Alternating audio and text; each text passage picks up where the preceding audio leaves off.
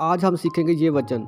ये वचन हमें मिलता है लूका 12 का 35 में, जिसमें लिखा है, प्रभु यीशु मसीह ने कहा था, तुम्हारी कमर बंधी रहे और तुम्हारे दिए जलते रहें। ये वचन हमें सिखाता है कि प्रभु यीशु मसीह बादलों पर आने वाला है और हमें उसके लिए तैयार रहना है। जैसे बाइबल में हमने देखा था कि 10 कुँवारियाँ हैं, जिसमें 5 थी बुद्धिमान और 5 थी मूर्ख। जो बुद्धिमान थी वो तो प्रभु यीशु मसीह के साथ चली गई, जो बुद्धिमान नहीं थी वो रह गई थी। तो इसके लिए हमें चाहिए कि हम भी प्रभु यीशु मसीह के आने की तैयारी करें। कहीं ऐसा ना हो कि प्रभु यीशु मसीह आए और हम लोग सोते ही रहें। हमें कभी भी ढीला नहीं पड़ना है। हमें रोज़ प्रार्थना करना है और रोज़ वचन भी पढ़ना है और अपने आप को पवित्र भी रखना है। और जितनी भी प्रभु यीशु मसीह ने हमें आज्ञाएं बताई थी, उन वचनों पर, उन आज्ञाओं पर हमें चलना है। तो इससे हमारी जो कमर है वो बंधी रहेगी, क्योंकि हमें पता है कि हमारा जो हमें लेने आने वाला है प्रभु यीशु मसीह, तो उसके आने से पहले हमारी तैयारी होनी बहुत ज़रूरी है। तो ये वचन हमें ये भी सिखाता है कि कोई भी अच्छा काम करने के लिए हमें कभी भी देरी नहीं करनी चाहिए। आप जानते हैं कि हमारे लिए बाइबल पढ़ना ज़रूरी है, और जब कभी भी हमारा मन कर रहा हो बाइबल पढ़, तो हमें तुरंत बाइबल पढ़नी चाहिए।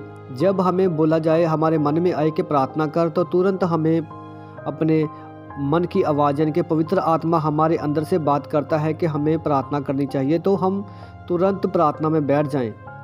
और हमें चाहिए कि शुभ समाचार दें, ताकि जो लोग और भी हैं जिनको पता नहीं है प्रभु यीशु मसीह के बारे में, उनको हम प्रभु यीशु मसीह के बारे में बताएं, ताकि जो लोग अंधेरे में हैं, निराशा में हैं, उनका भी जीवन बचे।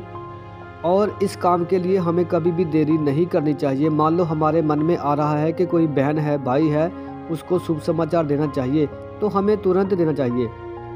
हमें कभी भी ढीला नहीं पड़ना है। ऐसा करने से हम प्रभु यीशु मसीह का जो काम है, जो हमें सौंपा गया था, क्योंकि हमें बताया गया था कि पूरी पृथ्वी की शोर तक तुम मेरे गवाह बनो। तो गवाह हम कैसे बनेंगे? लोगों को शुभ समाचार देके कि हाँ, यीशु मसीह हमारे ही पापों के लिए मरा, हमारे ही कारण उसके ऊपर ताड़ना पड़ी, और हमारे ही कारण प्रभु यीशु मसीह मुर्दों में से जी उठा, और प्रभु यीशु मसीह जिंदा ही स्वर्ग में गया। और यही शुभ समाचार हमें देना चाहिए लोगों को, ताकि जो लोग अंधेरे में हैं उनका बचाव हो सके, वो भी बच जाएं। क्योंकि बाइबल हमें सिखाती है कि परमेश्वर नहीं चाहता कि कोई भी रूह नाश हो। तो इसके लिए हमें हमेशा तैयार रहना चाहिए शुभ समाचार देने के लिए, बाइबल पढ़ने के लिए और प्रार्थना करने के लिए। सबको जय मसीह की।